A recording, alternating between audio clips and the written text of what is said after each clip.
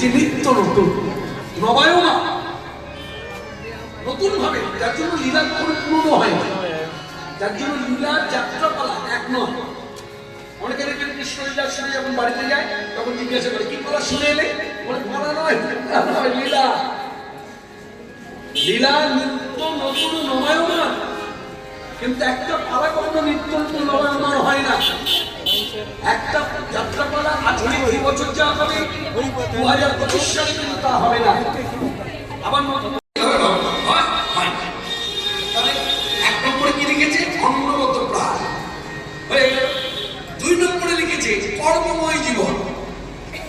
এই কলিযুগে দুরারোগ্য অনারোগ্য ব্যাধি কোলের শিশু, এটা বাদ দিন, এই 3 জনকে বাদ দিয়ে ভাবো সুস্থ সবল কেউ যদি ভাবে সে গৃহে থাকে আর মঠ মন্দিরে থাকে, যে বসে বসে খাবো, এই যুগ আপনাকে বসে খেতে দেবে না।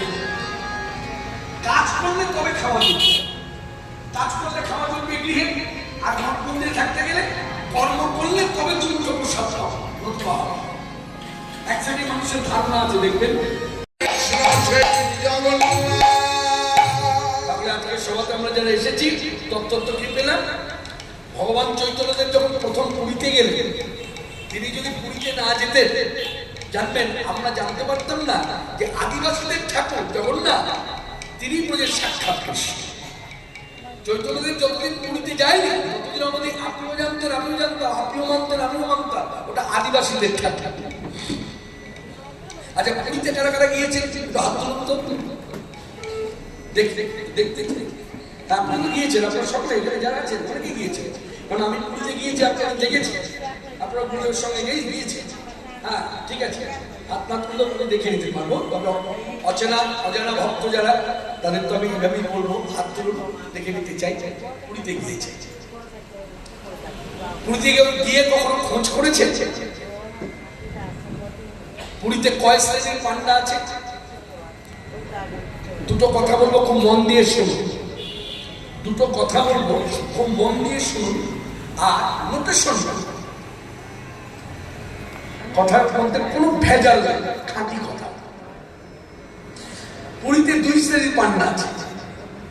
এক হচ্ছে আদিবাসী পান্ডা, আরেক হচ্ছে বাঙালি পান্ডা।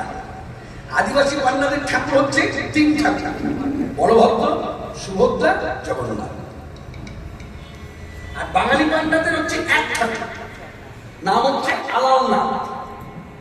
এই আলালনাথ ঠাকুরটি কোথায় অবস্থান করছে না, পুরীতে সর্বত্যার বলে একটি শ্মশান আছে, আপনারা জানেন যারা গিয়েছে।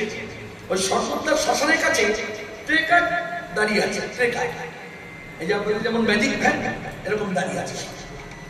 ওই ট্রেকারের কাছে গিয়ে যদি বলেন আমি আলালনাথে যাবো, বলবে দেখবে অনেক দূরের পর, এত ভাড়া। কত দূরের পর? সর্বত্যার থেকে আনুমানিক 70 কিলোমিটার দূরে বাঙালি পান্ডাদের ঠাকুর আলালনাথ দাঁড়িয়ে আছে।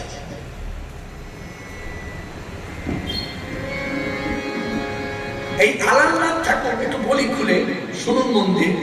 এই আলালনাথ ঠাকুরের উরুর কাছে, মানে উরু অংশটা একদম ফাটল ধরে আছে। ওই যে অনেকে বলে না, দেখবে এগুলো না জেনে বলে, ভক্তির অভাবে বলে যে চৈতন্যদেবের পান্ডারা মেরে ফেলেছে, চৈতন্যদেব সমুদ্রে ঝাঁপ দিয়েছে, পায়ের মধ্যে ক্যান্সার হয়েছে, কত কথা। কিন্তু সাধু সন্ত বৈষ্ণবেরা কখনো এইসব কথা বলবে না, তারা আসল কথাটা জানাবে যে তুমি জানতে চাইছো চৈতন্যদেবের শেষটা, মানে তিনি কোথায় আছেন, কি ব্যাপার, কোনো সমাধি হয়েছে না পুড়িয়ে ছাই হয়েছে না শরীর সমাধি, এই তো তোমার জানার ইচ্ছা। তখন তারা বলছে শোনো, ওই আলালনাথে যাও। আলালনাথে গেলে দেখবে আলালনাথের ঠাকুরটি দাঁড়িয়ে আছে আর তার বাদিকের অংশটা ফাটল ধরে আছে। এই কোমর থেকে নিচ পর্যন্ত যে অংশটা উরু, এই উরুর কাছে ফাটল ধরে আছে। বৈষ্ণবেরা ওই ফাটলটা আঙুলে হেলিয়ে দেখিয়ে বলছে এই ফাটলটা কেন জানো? কেন? চৈতন্যদেব যখন আলালনাথে আসে, এই আলালনাথে তিনি মিলিয়ে যান, তার নাম হচ্ছে ফাটল। আজও পর্যন্ত জোড়া লাগেনি। 1, 2, পুরীতে আমরা আসা যাওয়া করি, কিন্তু কেউ কখনো জানার চেষ্টা করি না পুরীতে কত সংখ্যক পুস্তকবাদীতে আক্রান্ত ব্যক্তি বসতি করে আছে। অন্যভাবে নেবেন না, কথাটা বোঝবার জন্য বলি। আপনি যদি পশ্চিমবাংলায় যান, ওটা বাংলাটা খুলে পড়ে আপনি হয়তো 100 জনকে পাবেন কুষ্ঠ ব্যাধিতে আক্রান্ত। আমি যদি ত্রিপুরা রাজ্যে খোঁজ করি হয়তো 100 জন 200 জন পাবো। আমি যদি অন্য কোনো রাজ্যে যাই এবং তীর্থক্ষেত্র বিশেষ করে যেসব রাজ্যে আছে সেখানে গেলে হয়তো পাবো, সংখ্যা কম। সব থেকে বেশি সংখ্যক পুরীতে। এবার পুরীর সংখ্যাটা বলে দিল, তার থেকে অনেক কম অন্যান্য তীর্থক্ষেত্রে। পুরীতে কত সংখ্যক কুষ্ঠব্যাধিতে আক্রান্ত ব্যক্তি বসতি করে আছে? তথ্যগত বিচারে বলছে 10,000 প্লাস। এইদিকে শুনলেন কি বললাম? আস্তে আস্তে যাবার পথ করে দিন, দূরে গিয়ে দাঁড়িয়ে কথাটা শুনে দিন। খুব সুন্দর একটি তথ্য, এটা তথ্য নয়, এই তথ্যটা আমাদের অজানা। যাদের জানা তারা মিলিয়ে নিন, বক্তা ঠিক করছে কিনা। যারা জানেন না, শোনেননি, তারা মন দিয়ে শুনুন। পুরীতে 10,000-এরও বেশি কুষ্ঠব্যাধিতে আক্রান্ত ব্যক্তি বসতি করে আছে। এবার আমার একটা প্রশ্ন জাগে না, সব তীর্থে কম, এই তীর্থের মধ্যে এত বেশি কেন? এই প্রশ্ন যখন জাগলো তখন আসুন, এখন তার যাওয়া সম্ভব না, এখন একটা মানুষ অনুভবে তাদেরকে জিজ্ঞাসা করবে, আচ্ছা এই কুষ্ঠব্যাধিতে আক্রান্ত ব্যক্তি সব পুরীতে এসে বসতি করেছে, তথ্যগত বিচারে আমরা পেয়েছি 10,000 প্লাস, এত সংখ্যক এখানে কেন? তখন দেখবেন যারা আক্রান্ত তারা হাসি মুখে কথার উত্তর দিচ্ছে, বলে শুনুন, সব তীর্থের ঠাকুর পূর্ণাঙ্গ। কথাটা শুনছেন কি বলছে উত্তরে? বলছে সব তীর্থের ঠাকুর পূর্ণাঙ্গ, তার হাত পা গঠন সব পূর্ণাঙ্গ। একমাত্র পুরীর ঠাকুর হাত নাই, পা নাই, মাথায় পেছে হাত, সেই হতে নাম হলো ঠাকুর জগন্নাথ। অর্থাৎ আমরা বেশি সংখ্যক এখানে বসতি করেছি কেন? বলছে আমরা যেমন আমাদের ঠাকুরকেও তেমন। আর অন্যান্য তীর্থে গেলে দেখা যায় আমরা যেমন আমার ঠাকুরটি তেমন নয় গো, ঠাকুর পূর্ণাঙ্গ কিন্তু আমার হাত, কেউ বলছে আমার পা নাই। এইসব কথার প্রচার খুব কম। এই আজকের সভা এই ঠাকুরের প্রাঙ্গণে আমারও ভাগ্য, আমাদের সকলের ভাগ্য, হরিকথা বলতে বলতে এই কথাগুলো আমরা সম্ভব করলাম। সেই চৈতন্যদেব যদি পুরীতে না যেতেন, আমরা আরো পর্যন্ত যেমন আদিবাসীদের ঠাকুর, এই 3 ঠাকুরই আদিবাসীদের ঠাকুর। চৈতন্যদেব গিয়েছিলেন বলে জানিয়েছিলেন, শুনুন শুনুন ভারতবর্ষের মানুষ, এই পুরীর ঠাকুর শুধু কৃষ্ণই জগন্নাথ, জগন্নাথ শুধু জগন্নাথ যে আদিবাসীদের ঠাকুর তা নয়, এই জগন্নাথ কৃষ্ণ, কৃষ্ণই জগন্নাথ, এটা চৈতন্যদেব জানেন। চৈতন্য সংস্কারী বৈষ্ণব পদকর্তার নাম হলো বাসুদেব ঘোষ। এই বাসুদেব ঘোষ হচ্ছে আকুমার ব্রহ্মচারী, মানে সংসার করে। এরা হলো 3 ভাই, এ হলো সবথেকে বয়োজ্যেষ্ঠ ভাই, বড় ভাই। এর জন্মস্থান হচ্ছে পশ্চিমবাংলার পূর্ব বর্ধমান জেলার কুলাইপাড়, এর জন্মস্থান। সাধু তো এক জায়গায় থাকে, হরিনাম নিয়ে ঘুরতে ঘুরতে ঘুরতে ঘুরতে মেদিনীপুর জেলা, পূর্ব মেদিনীপুরে গিয়ে সমাধিস্থ হয়। এই বাসুদেব ঘোষ চৈতন্য মহাপ্রভুকে সাক্ষাৎ দর্শন করেছে। শুধু দর্শন না, দেখা না, চৈতন্য মহাপ্রভুর সঙ্গে ওঠা বসা খাওয়া সব। তাই চৈতন্য তত্ত্বটা একেবারে গুলিয়ে খেয়ে গিয়েছে। যা পেয়েছে চৈতন্য তত্ত্ব থেকে কৃপণতা করে, পদাবলী রচনা করে আমাদেরকে জানিয়ে দিলেন, শুনুন শুনুন ভারতবর্ষের মানুষ, এই গৌর কে জানেন? বলে কে? এই গৌর বলেছে জগন্নাথ কৃষ্ণ, কৃষ্ণ জগন্নাথ। আর আমি বলবো বাসুদেব ভাই করে হাত, যেই গৌর সেই কৃষ্ণ, সেই জগন্নাথ। অর্থাৎ জগন্নাথ আর গৌরে কোনো ভেদ নাই। এই তত্ত্ব হৃদয়ে ধরে আমরা একটু ছোট্ট করে কীর্তনের যে ধারা করি, সেই ধারাটা হচ্ছে ছোট্ট করে জামালি করতে হবে। তা আমি ছোট্ট করে একটু জামালিটা করে নিই, ওরা দাঁড়াবে না, বসে বসেই পারে। জগৎবাসী পুরুষ নারী প্রাণ ভরে ভজনিতায় গৌর হরি, জগৎবাসী পুরুষ নারী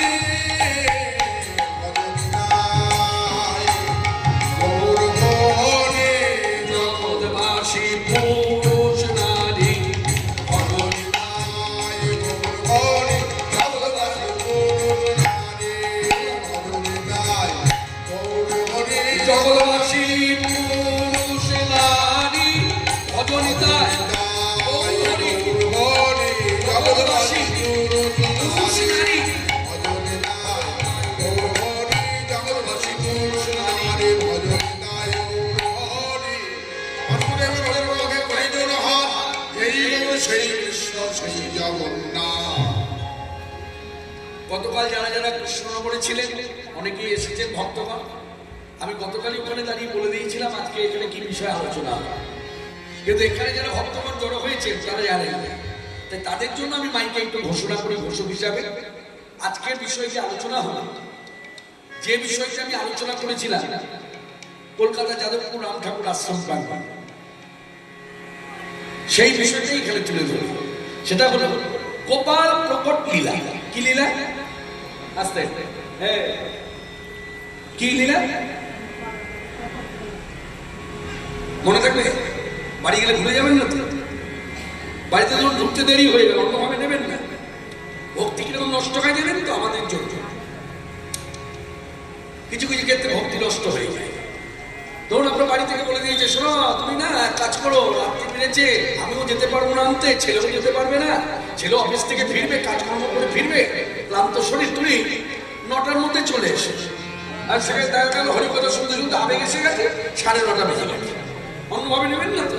আমাদের সংসারী মানুষ তো, 9:30 বেজে গেলেই 10টা বেজে গেলে বাড়ি ফিরলে কি ছেলে কি মেয়ে, উভয় ক্ষেত্রে, শুধু মেয়েদের ক্ষেত্রে, ছেলেদের ক্ষেত্রে আচ্ছা কেন হলো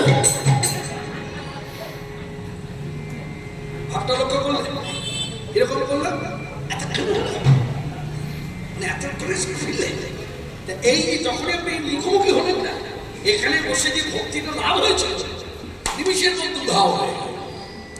আজকে আমি সব দিক বজায় রাখবো, অতএব কারণ এই ভক্তি যেন নষ্ট না হয়, সময় মতো সমাপ্তি করবো। কতক্ষণ বলবো বলুন, বলে দিন, কারণ এটা তো আর কলকাতা নয়। বলুন হ্যাঁ 10:05 হবে, ঠিক আছে 10টা। চলুন, আজকের আশ্রমের বিষয়বস্তু গোপাল প্রকট। প্রকট মানে প্রতিষ্ঠা, আজকে গোপাল প্রতিষ্ঠা হবে। আচ্ছা গোপাল কোথাকার গোপাল? গোপাল তো ত্রিপুরায় আছে, পশ্চিমবাংলায় আছে। বৃন্দাবনের গোপাল কোথাকার গোপাল? বৃন্দাবন তো আর একটুখানি জায়গা না, অনেকগুলো বন মিলিয়ে বৃন্দাবন। গোবর্ধনের গোপাল, এই গোবর্ধনের গোপাল জানবেন গোবর্ধনে ছিল, গোবর্ধনে ছিল, কিন্তু কোনো কারণবশত, কি কারণ একটু বলে দিই আপনাদের। ঐতিহাসিক সত্য ঘটনা, মুসলমানদের অত্যাচার শুরু হয়েছে, হিন্দুদের মঠ মন্দির ভাঙচুর শুরু হয়েছে। সেই সময় বৃন্দাবনে যত বিগ্রহ সব ভয়ে ভয়ে সেবাইটা জয়পুরে পাঠিয়ে দিয়েছে। আর সেই সময় গোপালের একজন সেবক ছিল। আস্তে যারা কীর্তন শুনবেন না তারা স্থান ত্যাগ করবে, যদিও আমার একটা বলা উচিত নয়, তবু এটা মনোনিবেশ করানোর জন্য কীর্তন শুনুন। আর এসেছেন বসুন, শুনুন। কোথায় ত্রিপুরা, কোথায় পশ্চিমবাংলা, সেই পশ্চিমবাংলা থেকে চুক্তি করে নিয়ে এসেছেন আমাকে, এসেছেন কীর্তন শুনতে। এখন কীর্তনের প্রতি যে মন না থাকে, যে কথাগুলো হবে না, সেই কথাগুলো কারোর সঙ্গে কারো মিল যোগ করবে, তাই কথা থেকে মন রাখো। যে কথা বলছিলাম আবার বলি, মুসলমানদের অত্যাচারে বিভিন্ন মঠ মন্দির যখন ভেঙে দিচ্ছে, বিগ্রহের অত্যাচার হবে, তা ভয়ে ভয়ে জয়পুরে পাঠিয়ে দিচ্ছে। একমাত্র গোবর্ধনের গোপাল দেব, যার সেবক ছিল, নাম হচ্ছে বজ্রনাথ। বজ্রনাথ কিন্তু গোপালকে জয়পুরে সরিয়ে দেয়। কি করেছে জানেন? অত্যাচার হবে জেনে মেনে সে কি করেছে? চুপি সাজা ওই পর্বতের উপর থেকে গোপালকে নামিয়ে নিয়ে এসেছে। নামিয়ে নিয়ে এসে পর্বতের কাছাকাছি একটা জঙ্গল ছিল, ওই জঙ্গলের ভেতরে নিয়ে গিয়ে মাটি খুঁড়ে এই গোপালকে মাটি চাপা দিয়েছে। দিয়ে ওদের সময় মাটির নিচে তুমি লুকিয়ে থাকবে, হ্যাঁ, আবার যখন দেশে শান্তি ফিরে আসবে তোমাকে আবার আমি ধরে চড়াবো, প্রতিষ্ঠা করবো, বসাবো, তোমার সেবা কার্য হবে। সেই কথাগুলো আমরা মন দিয়ে শুনি। এই কথাগুলো বলেছেন কি জানেন? আমরা জানতাম না। চৈতন্য চরিতামৃতে কবিরাজ গোস্বামী লিপিবদ্ধ করেছিল, এটা ঠিক, কিন্তু প্রথম বলেছিলেন শ্রীকৃষ্ণ চৈতন্যদেব স্বয়ং ভগবান। কখন? যখন তিনি সন্ন্যাসী বেশে শান্তিপুর থেকে মায়ের আদেশ নিয়ে নীলাচলে যাত্রা করলেন। নীলাচল মানে পুরী পথে। একটু বিস্তৃতভাবে না বলে ছোঁয়া দিয়ে যায়, না বলে কোথায় যেন অপূর্ণতা থেকে যায়। ভগবান চৈতন্যদেব সাধু হয়েছে। সাধু হবার পর 12 দিন পর মায়ের সাথে এবং তার নিজজনদের সঙ্গে, আত্মীয় পরিবারদের সঙ্গে দেখা হয়েছিল শান্তিপুরে। যে শান্তিপুর খ্যাতনামা শান্তিপুর, পৃথিবীর যে কোনো প্রান্তে গিয়ে হয়তো আপনি শান্তি পাবেন না, ইহা সত্য। কিন্তু পৃথিবীর একটি স্থানে গেলে পরে তিল পরিমাণ হলো শান্তি পাবে, তার নাম হচ্ছে শান্তিপুর। এই শান্তিপুর বিখ্যাত কেন? হয়তো বলবেন তার বিখ্যাত না, ওগুলো তো বাহ্যিক কথা। শান্তিপুর বিখ্যাত কেন জানেন? গৌরাঙ্গ ঠাকুরের নাম হচ্ছে অদ্বৈতাচার্য, আর এই অদ্বৈতাচার্য প্রভুর বাড়ি ছিল শান্তিপুরে। কোন গ্রামে? গ্রামের নাম বাবলা গ্রাম। আর বাবলা গ্রামে অদ্বৈতাচার্য প্রভুর সেবিত বিগ্রহের নাম রাধা মদন মোহন। সেই বাড়িতে চৈতন্যদেব সাধু হওয়ার পর 12 দিন পর ওই বাড়িতে এসেছিলেন, আর নিয়ে এসেছিলেন অদ্বৈতাচার্য প্রভু আর নিত্যানন্দ প্রভু। নিতাইচার ছলনা করেছিলেন ভাইয়ের সাথে, সাধু ভাইয়ের সাথে ছলনা করেছিলেন, আর অদ্বৈতাচার্য প্রভু আমন্ত্রণ করেছিলেন। তাহলে কথাটা এবার সম্পূর্ণ করি। নিতাইচাঁদের ছলনা আর অদ্বৈতাচার্য প্রভুর প্রীতিপূর্ণ আমন্ত্রণ, চৈতন্যদেব বাধা পড়ে গেলেন, এলেন শান্তিপুর। 12 দিন পরের ঘটনা। সাধু হবার পর 12টা দিন কেটে গেছে, তারপরের ঘটনা। এই 12 দিন পর যখন এলেন, সবাই গেল গৌর দর্শন। আর এদিকে শ্রীকৃষ্ণ চৈতন্যদেব এই যে 12টা দিন যেখানে কাটালেন, মাকেও নিয়ে এসেছে। কিভাবে কাটালেন শুনলে অবাক হয়ে যায়। যিনি সাক্ষাৎ ভগবান শ্রীকৃষ্ণ, তিনি জীবের হিতার্থে কল্যাণার্থে ওই বাবলা গ্রামে বসে রাধা মদন গোপালের দুয়ারে বসে সকলকে বললেন, তোমরা কৃষ্ণ কীর্তন করো, আমায় একটু আনন্দ দাও, সুখ দাও। তোমরা গাও রে আনন্দ ভরে হরে কৃষ্ণ নাম, গাও রে আনন্দ ভরে হরে কৃষ্ণ নাম, তোমরা গাও রে আনন্দ ভরে হরে কৃষ্ণ নাম, তোমরা গাও রে আনন্দ ভরে হরে কৃষ্ণ নাম। হরে কৃষ্ণ নাম গাও বলো অবিরাম, হরে কৃষ্ণ নাম গাও বলো অবিরাম, হরে কৃষ্ণ নাম গাও হরে কৃষ্ণ নাম গাও বলো অবিরাম। হরি নাম গাও রে হরে কৃষ্ণ নাম গাও বলো অবিরাম, গাও রে আনন্দ ভরে হরে কৃষ্ণ নাম। গাও রে আনন্দ ভরে হরে কৃষ্ণ নাম। কথাগুলো শুধু লক্ষ্য করো, যিনি স্বয়ং ভগবান, তিনি শিক্ষা দিচ্ছেন জগৎকে, তোমরা গাও রে আনন্দ ভরে হরে কৃষ্ণ নাম, হরে কৃষ্ণ নাম না বলো অবিরাম, ওই নামে গাও গাও রে হরে কৃষ্ণ নাম গাও।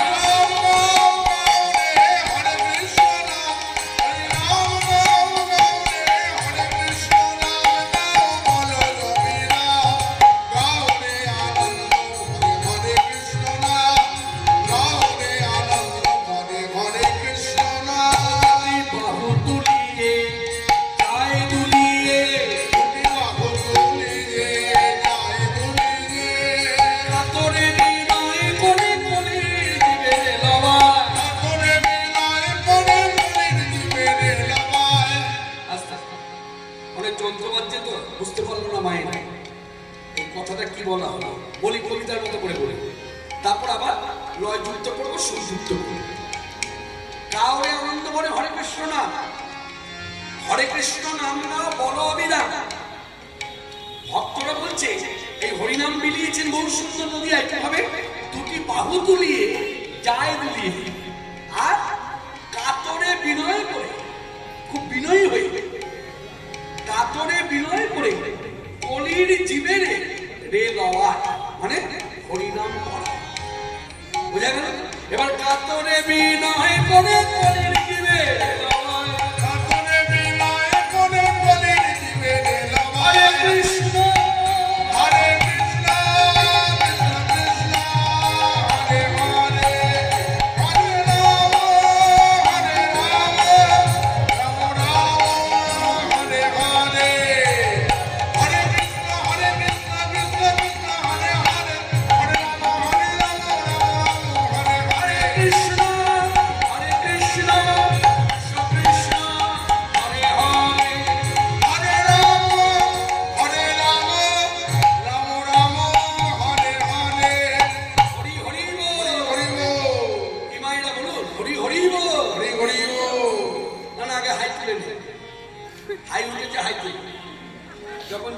তখন সেটা করতে হবে।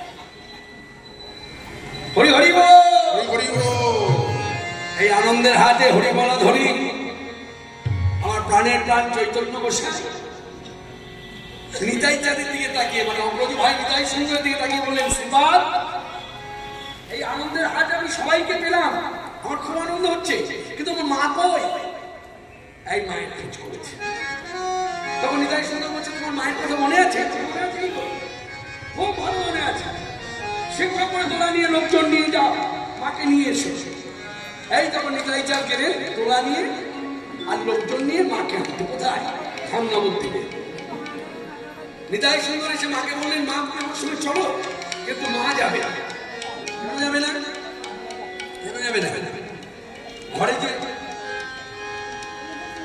অল্প বয়সে গৃহবধূ, নাম যার কৃষ্ণপ্রিয়া, মাত্র 14 বছরের বালিকা বধূ, আর মায়ের বয়স তখন 67 বছরের বৃদ্ধা জনক, আনুমানিক 67 থেকে 68 এর বেশি।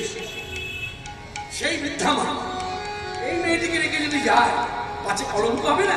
যে তুমি কেমন মা, তুমি তোমার ছেলেকে দেখতে এলে আর তুমি ওই বৌমাকে নিয়ে আসতে পারলে না? সেও তো তার স্বামীকে দেখা দিচ্ছে। মনে রাখবেন, মাথায় রাখবেন, মা সচিদাপ্রাণী কথাগুলো ভেবেছিলেন বলেই যখন নিতাই সুন্দর এসে বললেন, মা তুমি চলো, তখন নিতাই সুন্দরকে দাঁড় করিয়ে দিয়েছিলেন। দাঁড়া, আমি যাবো, নিশ্চয়ই যাবো। ছেলে যখন দোলা পাঠিয়েছে, লোকজন পাঠিয়েছে, আমি যাবো, ছেলের কথা রাখবো। আমি আমার ছেলেকে দেখবো না? ছেলে সাধু হয়েছে, আরো বৃত্তান্ত। আমি তো যাবোই, আমার সঙ্গে বৌমাও যাবো। তখন নিতাই সুন্দর শুনে বললেন, মা কিছু মনে নেবেন না, আপনি তো শাস্ত্রজ্ঞ পণ্ডিত ঘরের মেয়ে, আবার পণ্ডিতের স্ত্রী, আবার পণ্ডিতের মা। এইভাবে বিচার করলে শাস্ত্রজ্ঞান আপনার অবাধ। তাই আমি বলি, আপনার ছেলে তো আগের মতো নয়। আপনার যে নিমাই ছেলে, সে তো আর নিমাই না, সে তো এখন সাধু হয়েছে। নাম হয়েছে কৃষ্ণ চৈতন্য, হরে কৃষ্ণ, নাম হয়েছে চৈতন্য। আর সেই ছেলের কাছে আপনি যাবেন, কোনো বাধা নাই।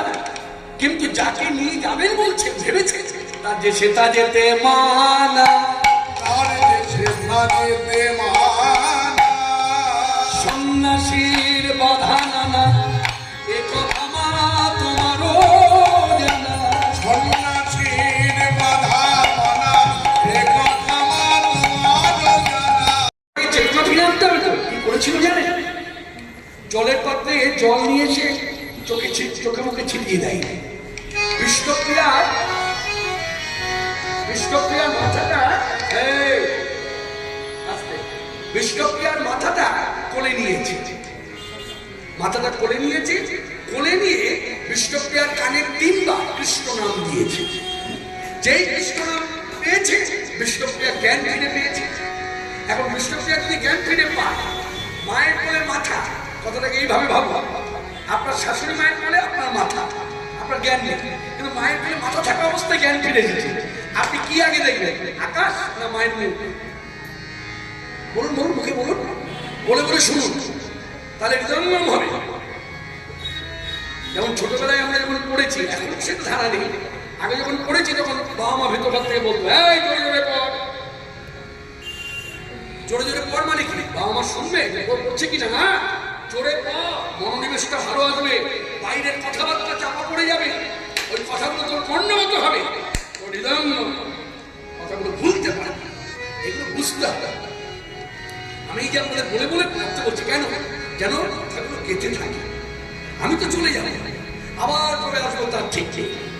তাই আজকে সভাতে যারা জড়ো হয়েছেন ঠাকুরের প্রাঙ্গণে, শাস্ত্রসম্মতভাবে চৈতন্য চরিতামৃত থেকে গোপাল প্রকট লীলা শুনবা। গোপাল প্রকটে যাওয়ার আগে ঘটনাগুলো দেখুন কিভাবে যাচ্ছে ওই পথ। মা সচিদাপ্রাণী যখন কানে কৃষ্ণ নাম দিয়েছে, চেতনা ফিরে পেয়েছে, বিষ্ণুপ্রিয়া তাকিয়েছে, দেখছে শাশুড়ি মায়ের মুখ। শাশুড়ি মায়ের মুখটা যেই দেখেছে, লজ্জা পেয়ে গেছে, যা তড়ি ঘড়ি করে উঠে দাঁড়িয়েছে, দাঁড়িয়ে অবগুণ্ঠনে মুখটা ঢেকে দিয়েছে, মানে বড় করে ঘোমটা দিয়েছে। এবার এই ঘোমটার ভেতর থেকে, মানে আড়াল থেকে বিষ্ণুপ্রিয়া কথা বলছে, বলছে, মা আমায় কিছু বলবে? মা বলছে, বৌমা আমি তোমার জ্ঞান ফিরিয়ে এনেছি, কেন জানো? তোমাকে দুঃখ দেবার জন্য না।